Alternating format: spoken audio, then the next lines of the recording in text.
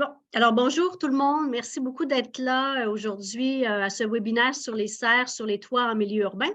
Je me présente, je m'appelle Marie-Josée Vézina, je suis agronome au laboratoire sur l'agriculture urbaine.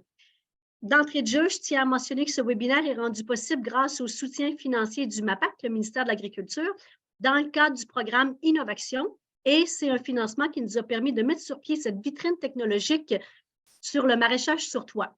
Alors, au total, il y a 7 webinaires qui ont été organisés, dont celui-ci qui est le cinquième. Et je vous invite à visionner les précédents sur la chaîne YouTube et à participer aux 2 prochains, le 21 février et le 14 mars. Alors, aujourd'hui, on parle de serres sur les toits. Est-ce que les serres, ça représente l'avenir de l'agriculture urbaine? C'est ce qu'on va discuter. Et pour nous en parler, on a 3 conférencières. Yuriane Plante, qui est directrice des communications aux fermes MUFA ici à Montréal. Héloïse Koltuk, qui est notre collègue de travail, conseillère senior en économie circulaire au laboratoire. Et Nicolas Ancion, chargé de projet pour le projet GROUF à l'Université de Liège.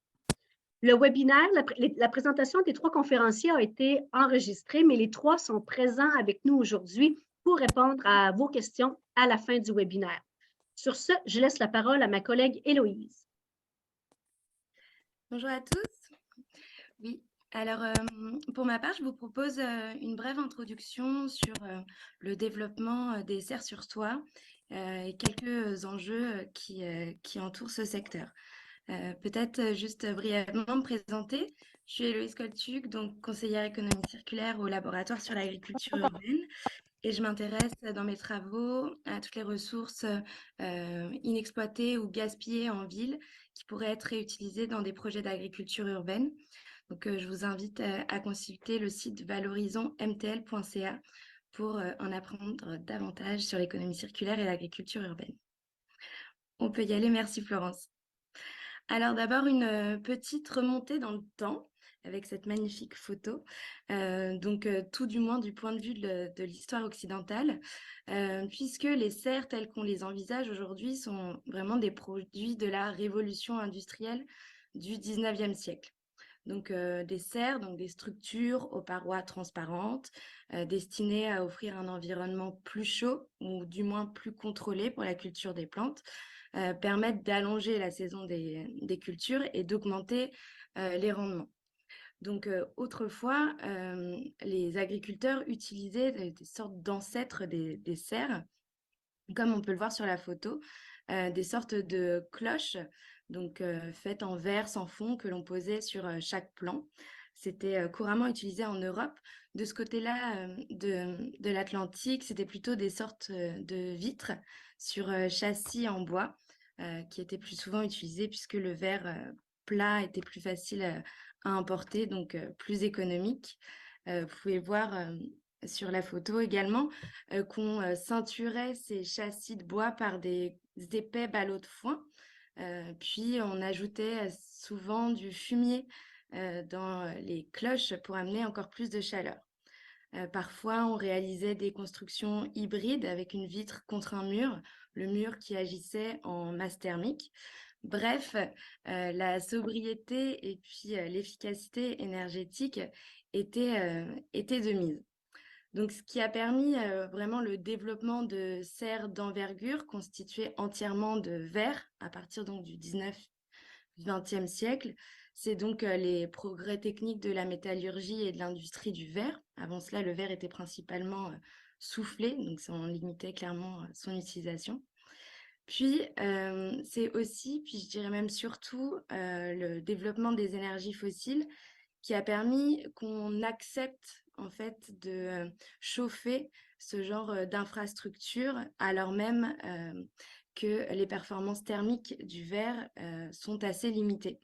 On s'entend que c'est pas un matériau isolant et que les déperditions thermiques sont importantes. Donc, ce sont des structures très énergivores. D'après la FAO, les végétaux cultivés en serre chauffée, représentent un coût énergétique de 10 à 20 fois supérieur aux mêmes végétaux cultivés en plein champ. Donc, je mentionne tout ceci ici car ça a son importance dans les enjeux qui se posent aujourd'hui, dans un contexte où on va rechercher à nouveau davantage de sobriété et puis d'efficacité énergétique. Il me semble que les serres sur toit se développent car il est souhaité qu'elles interagissent avec le bâtiment sur lequel elles se trouvent, notamment d'un point de vue énergétique.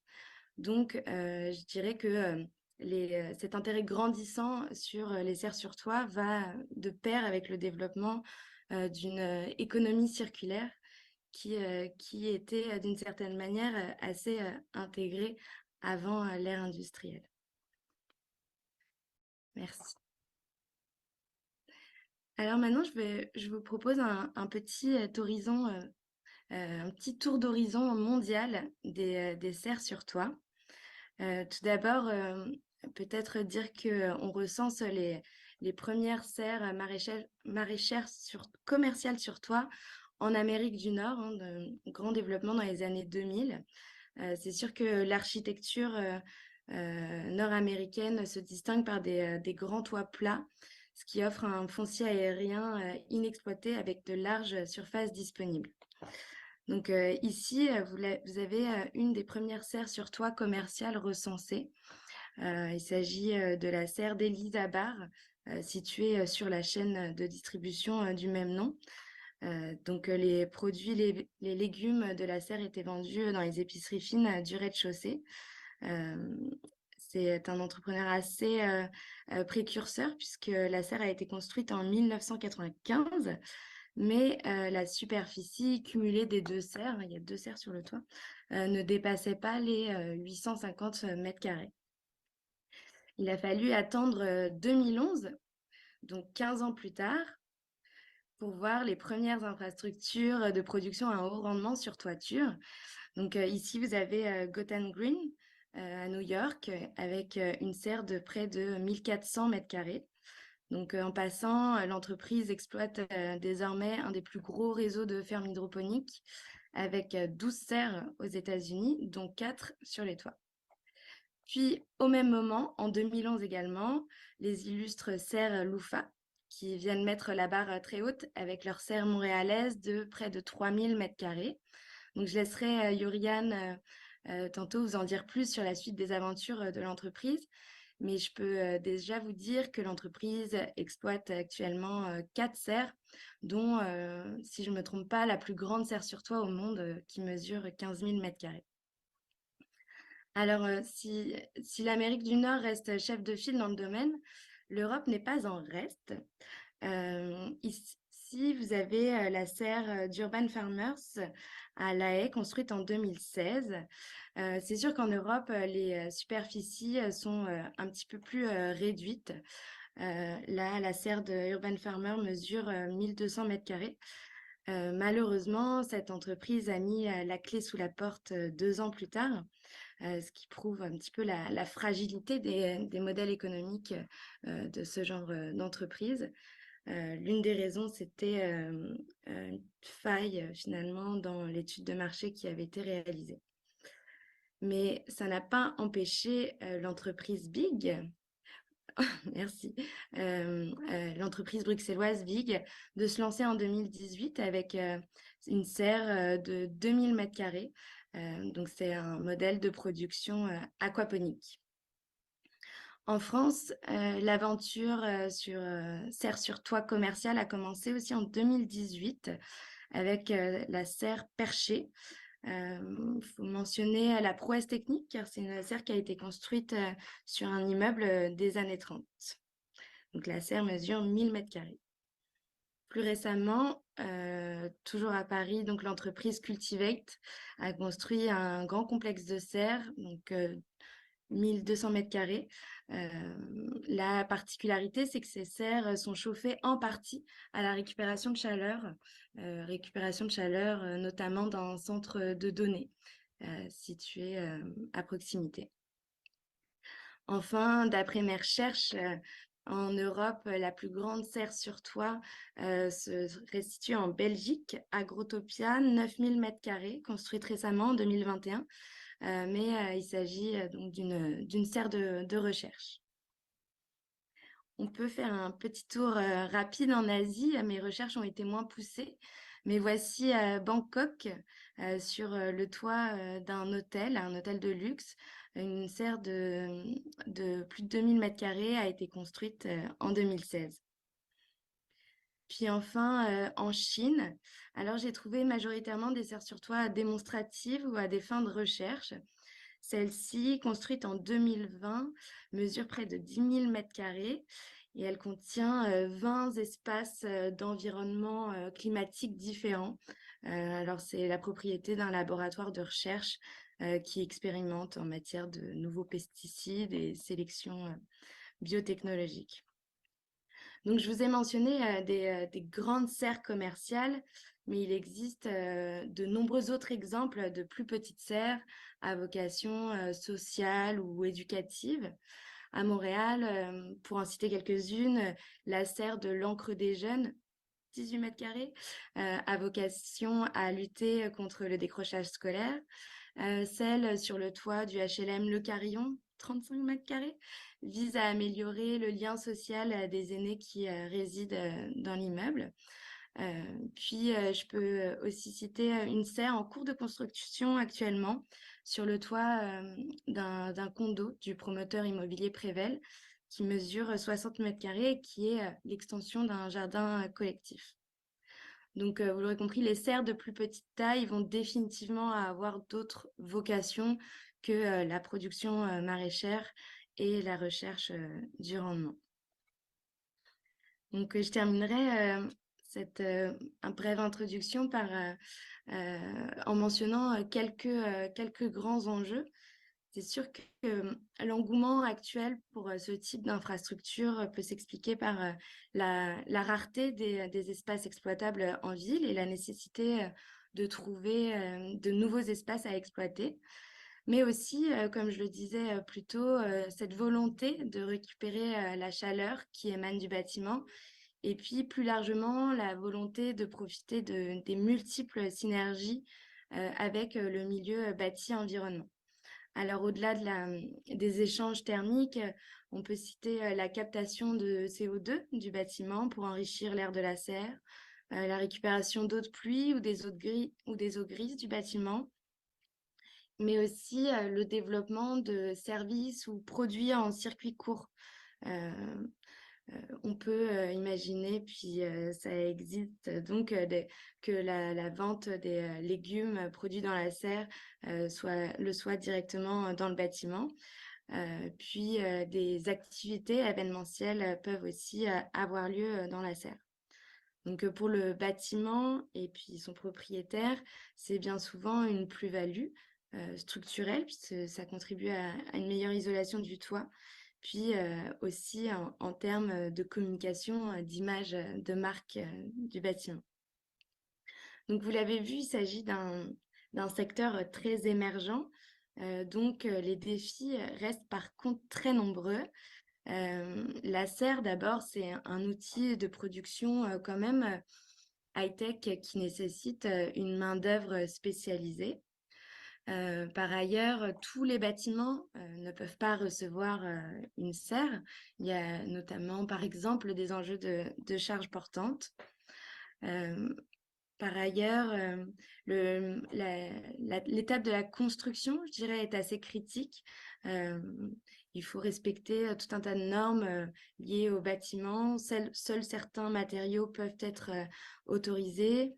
Puis les ouvriers doivent être habilités à travailler sur les toits. Le milieu urbain aussi implique des défis supplémentaires qu'on ne trouve pas en zone rurale.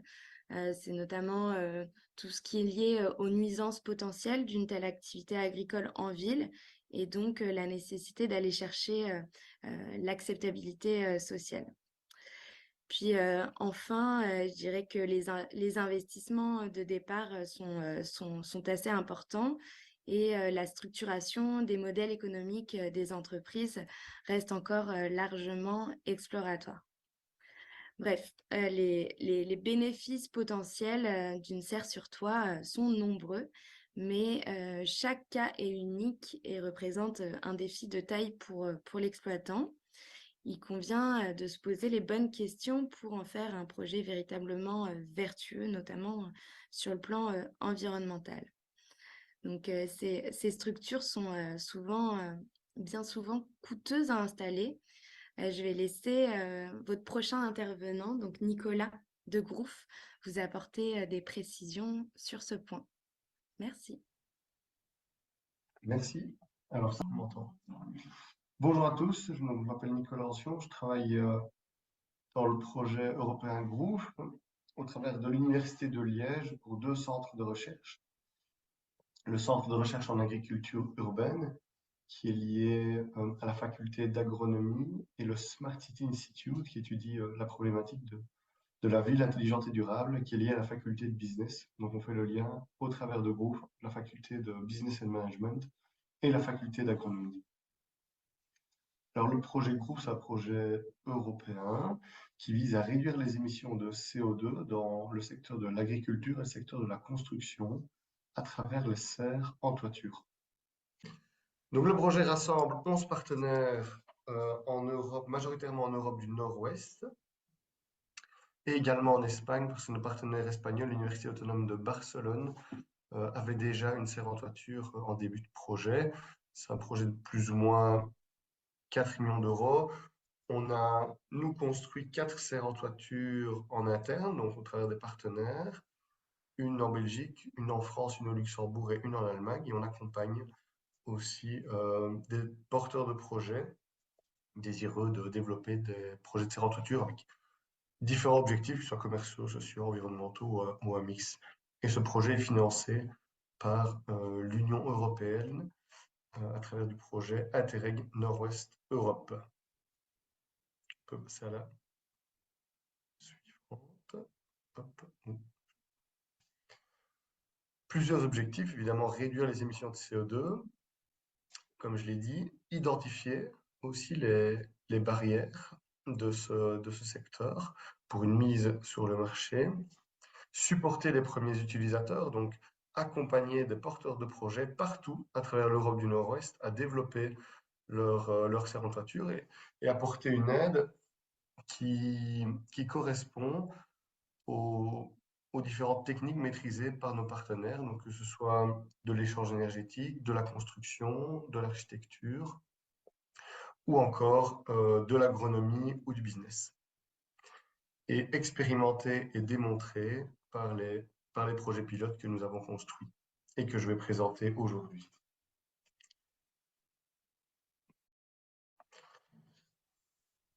Et donc l'objectif aujourd'hui est de parler des coûts d'investissement. Donc combien ont coûté nos 4 serres. Avant ça, je voulais simplement mettre en avant ce slide. Avant la construction effective d'une serre en toiture, en tout cas en Europe du Nord-Ouest, il y a un gros travail, un travail de longue haleine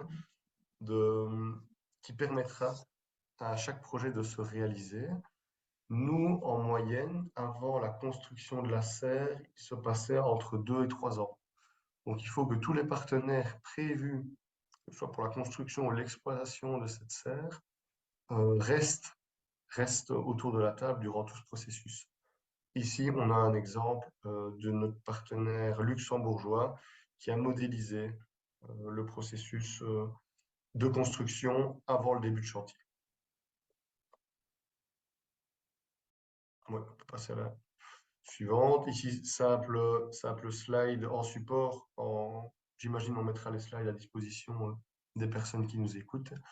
Donc, simple tableau qui met en avant les différents postes de coût et les libellés inhérents à nos serres en toiture. On peut aller à la suivante.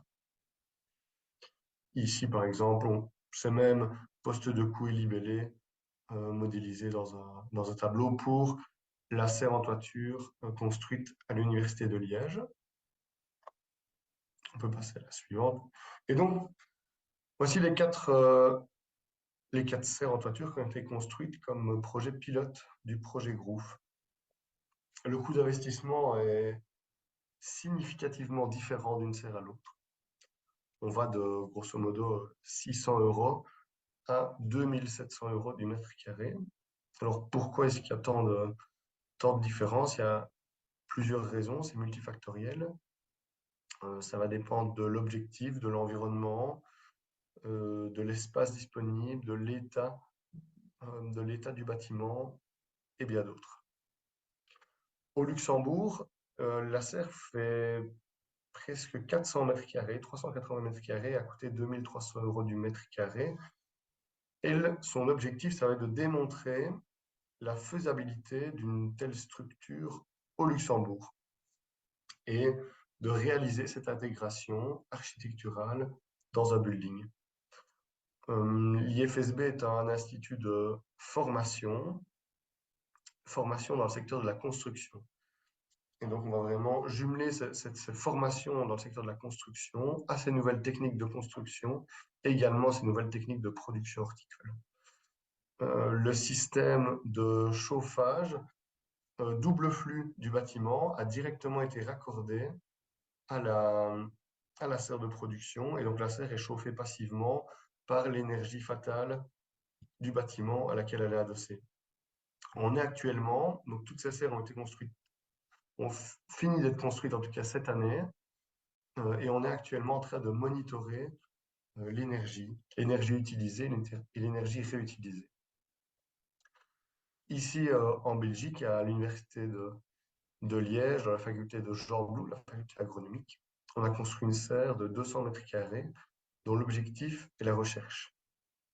Et donc, dans cet objectif de recherche, notre cahier des charges était plus complet, allait beaucoup plus loin qu'une, entre guillemets, simple serre commerciale. On voulait des systèmes de production qui soient flexibles, qui nous permettent de mener à bien différents types de recherches. Et on a pensé cette serre pour qu'elle soit réversible à moyen ou long terme. C'est-à-dire qu'on est venu structurellement simplement déposer la serre sur le bâtiment sans toucher à l'étanchéité, et ce qui nous permet d'avoir une réflexion en économie circulaire long terme dans la construction. On peut simplement venir démonter toute la serre et n'avoir aucun impact sur le bâtiment. En Allemagne, on a une serre de 150 mètres carrés qui a coûté 2000, 2300, 2400 € du mètre carré. Là-bas, l'objectif était de réaliser une étude de cas sur les possibilités technico-économiques que nous offraient les Sunlight Greenhouse, inspirés des serres asiatiques, des serres solaires asiatiques. Dedans, cette serre vient s'intégrer une exploitation horticole pleine terre sous serre de piment. Pardon.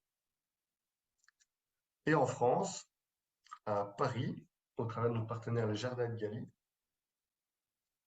une serre de 360 mètres carrés qui a un coût moindre en comparaison de nos autres serres, qui est de presque près de 600 € du mètre carré. Pardon, le froid arrive à Port-Belgique et on est tous un petit peu enrhumés. Ici, on est dans un cas de serre avec un objectif commercial. Et donc, toute cette serre a été pensée, a été construite en regardant ce qui se faisait déjà dans les serres classiques horticoles, pleine terre. Et on a réutilisé ces bonnes pratiques sur une toiture, d'où le coût qui est significativement plus bas que nos autres serres. Voilà, on peut passer à la suivante.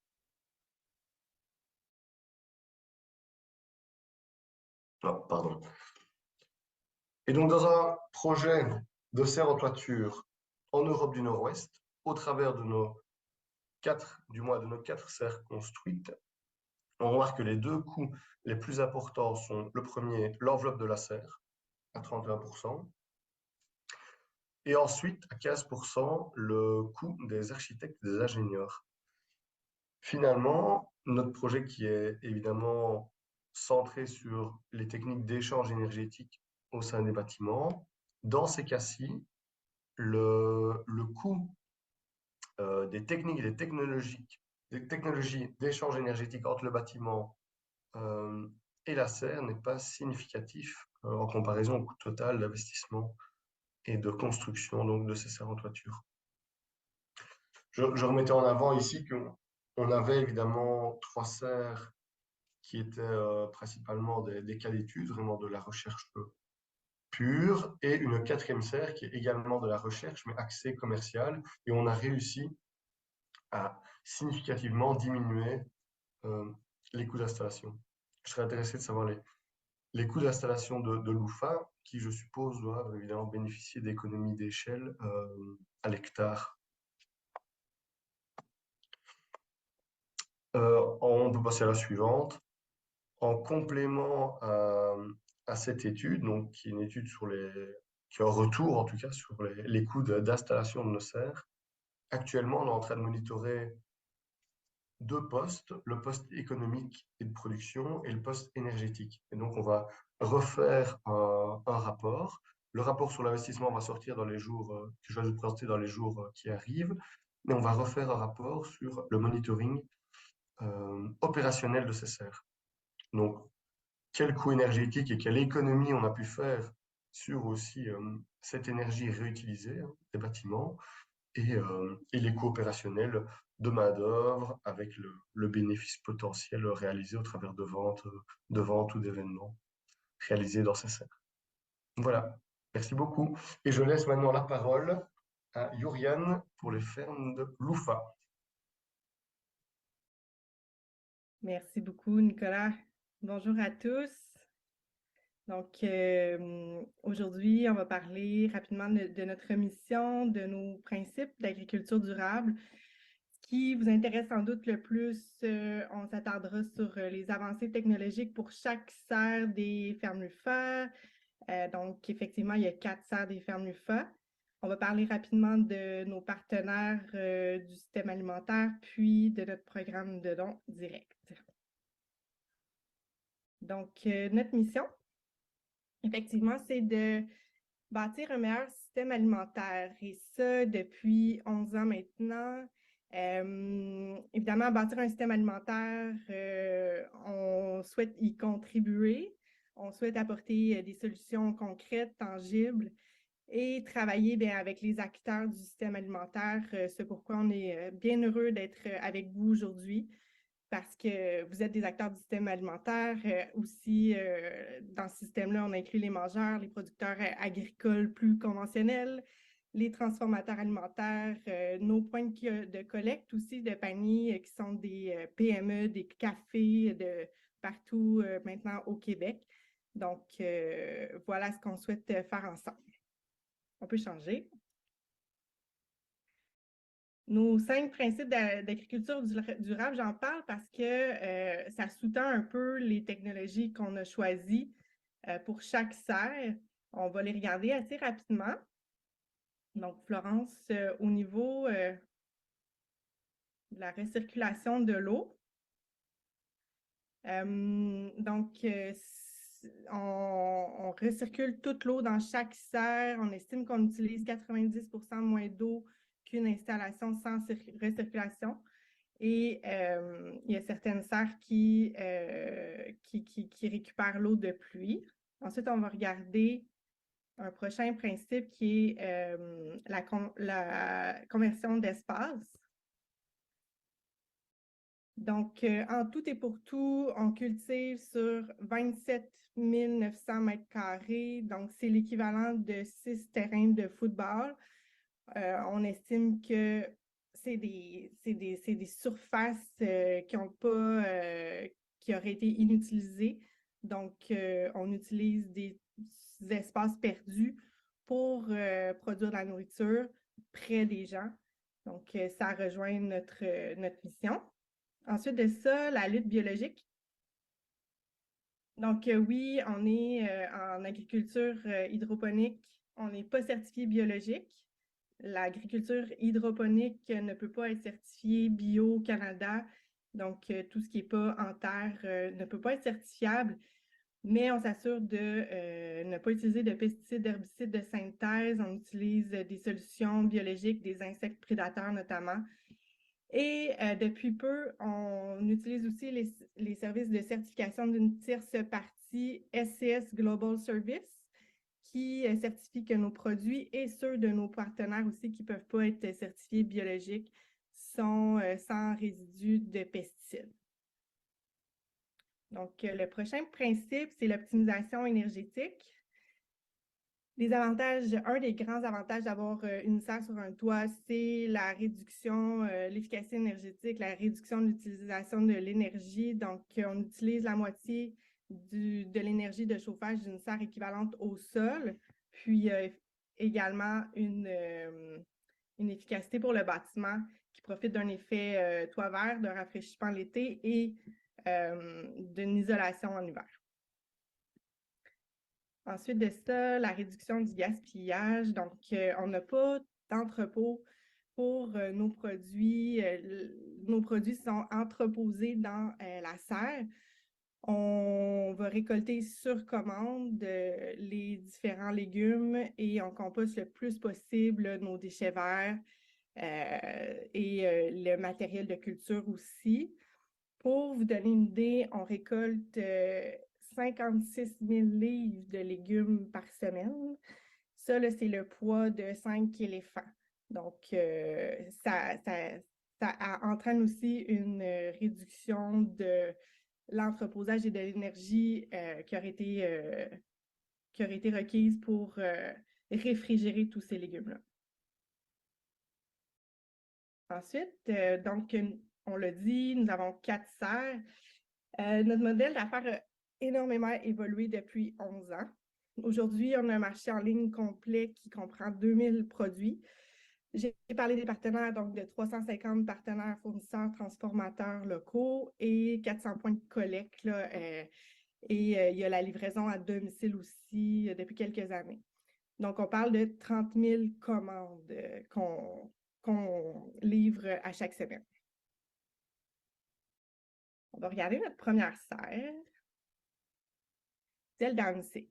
Celle-là, c'est 31 000 pieds carrés, donc 2880 mètres carrés. On y récolte aujourd'hui des fines herbes, des micro-pousses, des poivrons. Mais elle a été bâtie pour accueillir une polyculture. Donc, il y a 2 zones climatiques, la zone froide, la zone chaude. Il y a 3 systèmes d'irrigation complètement différents, des écrans thermiques. Le design est très traditionnel. En fait, on ne savait pas si ça allait fonctionner, on ne savait pas ce qui allait fonctionner ou pas.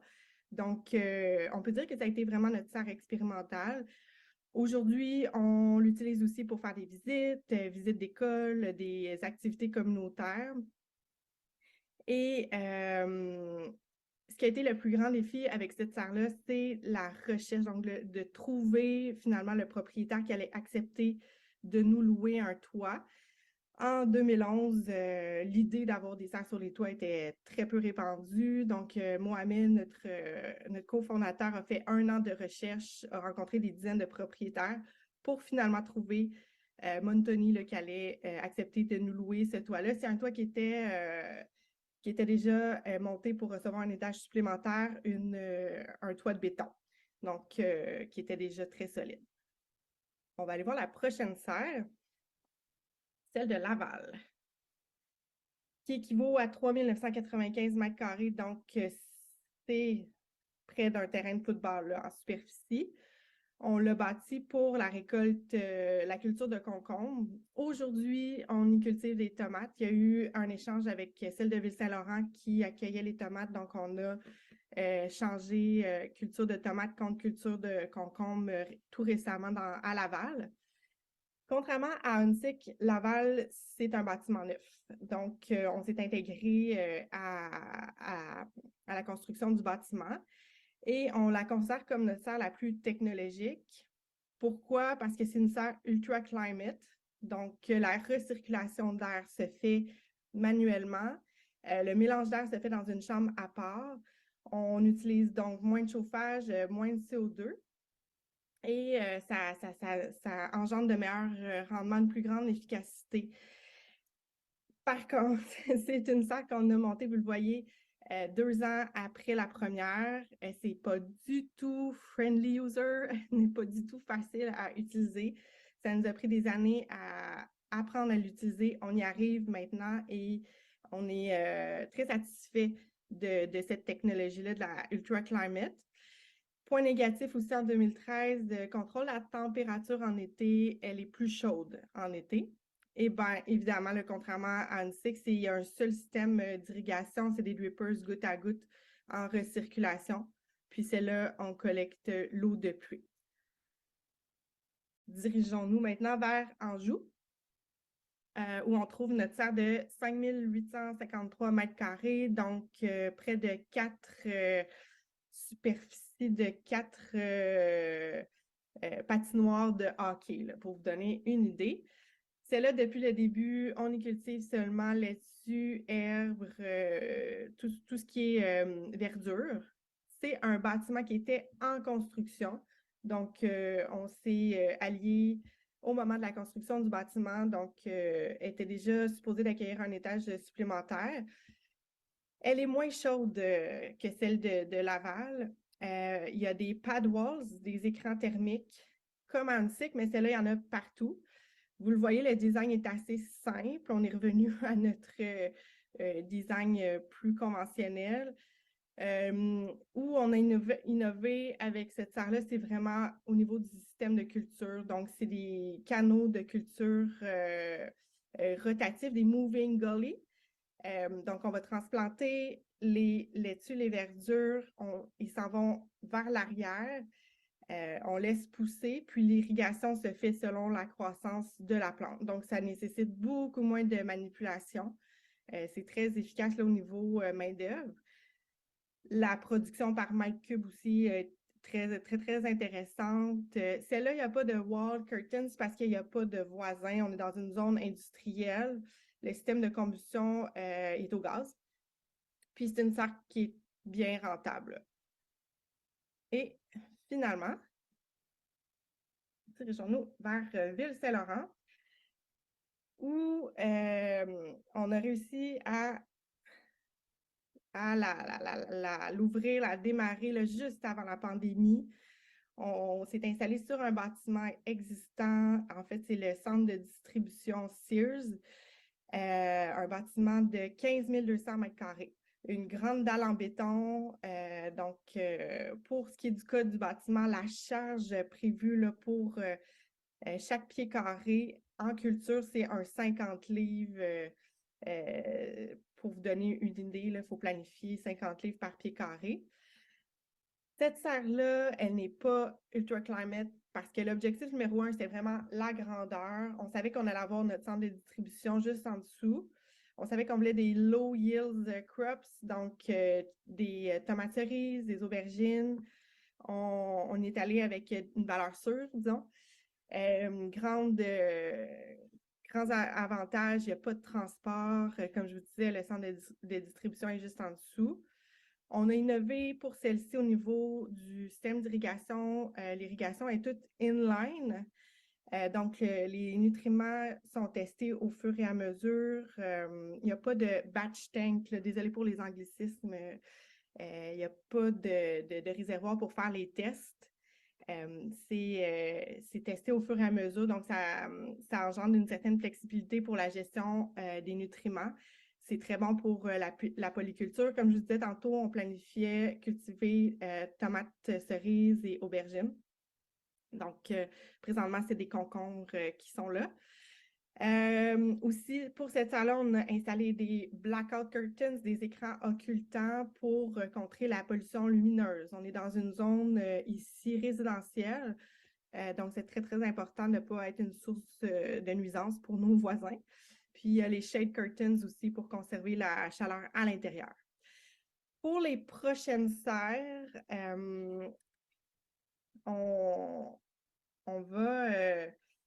on va aller vers des Ultra Climate. Je vous ai bien vanté les avantages de cette serre-là. Maintenant qu'on maîtrise la technologie aussi, donc on va vouloir toujours 2 chambres à air, on va vouloir toujours des rideaux doubles, l'irrigation inline, comme à Ville-Saint-Laurent, on va conserver ça aussi.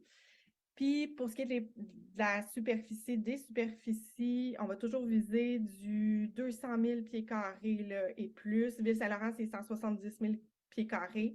Donc, pour rentabiliser les coûts de maintenance et d'investissement, c'est ce qu'on vise pour les prochaines heures. On va aller voir la présentation de nos partenaires. Parce que c'est beau de faire pousser des produits sur les toits, mais la rentabilité de notre modèle d'affaires est basée aussi sur toute l'offre l'offre diversifiée qu'on peut offrir à nos clients. Donc, on travaille avec 350 partenaires locaux. C'est quoi notre définition de local? C'est ce qui pousse au Québec et ce qui est exigé par nos clients. Donc, on a un marché en ligne complet. Notre objectif, c'est que les gens s'approvisionnent le plus possible chez nous et on va aller chercher des partenaires en direct pour des essentiels, par exemple les bananes, les agrumes, les noix. On s'approvisionne en direct avec certains fournisseurs sans intermédiaire et on va toujours exiger sans pesticides ou certification bio. On travaille aussi avec des serres partenaires, donc on ne fait pas tout pousser nos légumes en serre chez nous. Il y a des serres partenaires qui nous approvisionnent aussi, toujours selon les mêmes critères locaux, biologiques ou sans pesticides. On va regarder rapidement nos maraîchers partenaires. Et la prochaine diapo, pour vous donner une idée, les transformateurs alimentaires, que ce soit pâtissiers, boulangers, bouchers, vont nous approvisionner selon la commande, encore une fois. On a un système très précis qui leur permet de préparer le jour même, la nuit ou le matin même, les commandes du jour. Toujours pour assurer une certaine fraîcheur. Puis, on va finir avec notre programme de dons directs parce que ça donne une bonne idée de ce que la plateforme peut permettre, ce qui a été développé avec la technologie aussi. On est une entreprise de technologie, donc la technologie informatique.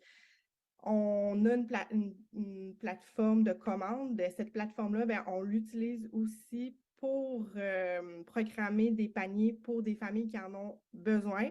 On a une espèce de pool de contribution où nos clients peuvent faire des dons. On a un programme de remise de crédit aussi pour nos clients qui peuvent utiliser et donner leur crédit à ce programme-là. Donc, 127 familles reçoivent des paniers à chaque semaine de fruits, légumes, produits frais gratuitement. Donc, c'est un programme qui fonctionne comme ça depuis 2 ans. Puis là, on vise à doubler le nombre de familles aidées parce qu'on a un nouveau partenariat avec la Fondation Chagnon. Donc, début 2023, on veut continuer avec ce programme-là qui engendre aucun coût administratif. Donc, qui est très efficace, comme on essaie toujours de l'être, et qui permet de soutenir et de nourrir des gens avec des produits frais toute l'année. Voilà, ça ferait le tour pour moi. Maintenant, Marie-Josée. Oui, merci beaucoup. Merci, Yuriane, merci, Héloïse, et merci, Nicolas. Nicolas qui n'est pas avec nous aujourd'hui, il y a eu un petit bébé, mais c'est son collègue Florent qui est avec nous.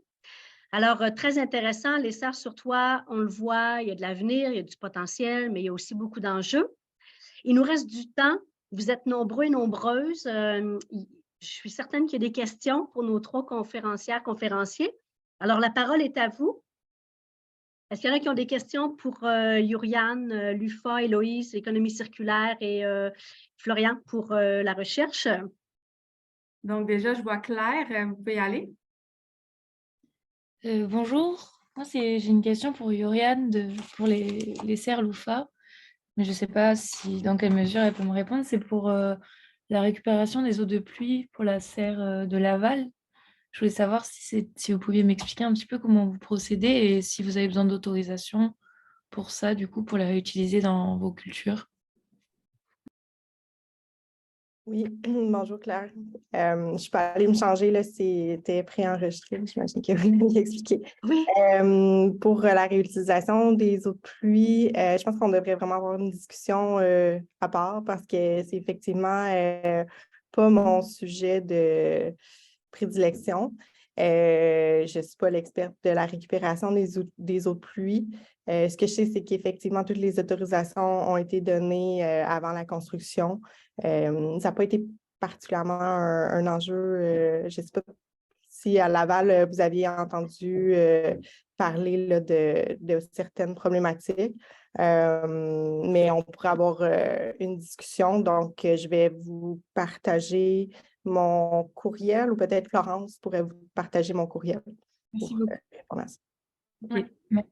Et, j'avais une deuxième petite question, mais c'est rapide, c'est plus concernant vos paniers. Comme vous avez des serres qui sont un peu... par exemple, la serre de Laval, encore une fois, c'est que des concombres. Ce sont que des concombres. Et du coup, vous complétez vos paniers avec ceux des autres, avec les produits des autres serres.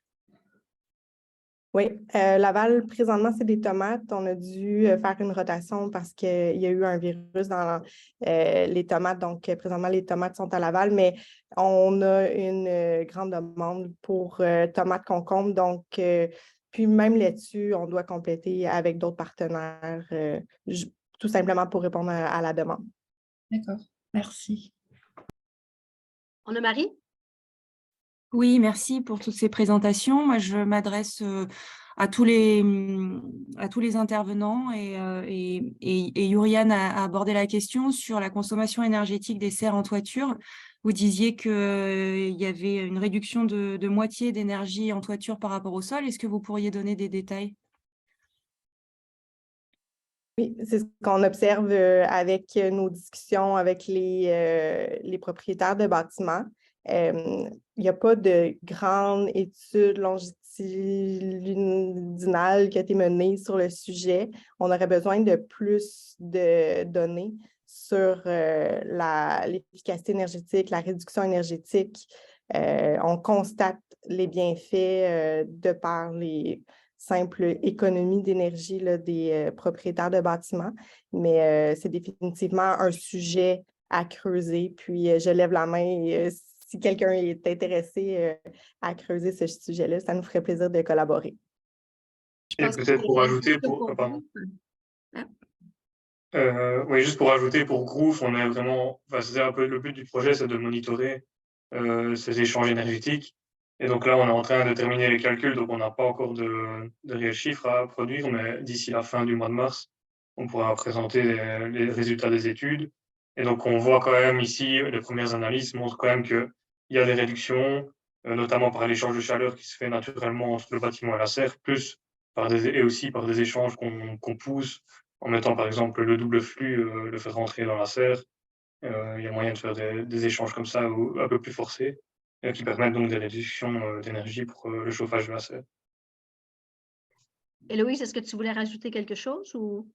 Non, c'est ça. En fait, je pense que ce qui est important de préciser, c'est que chaque projet est unique et donc je suis pas certaine qu'on puisse assurément dire qu'une serre sur toit est forcément plus efficace qu'une serre au sol.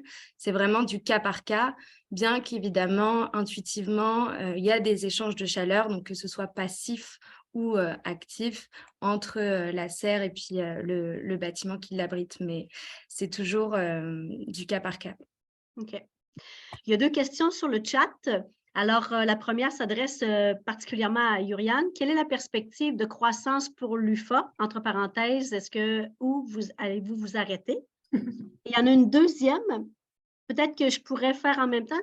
Comment se passe le compostage des résidus de culture? Alors, pour les trois, peut-être, s'ils ont des réponses. Alors, oui, on t'écoute.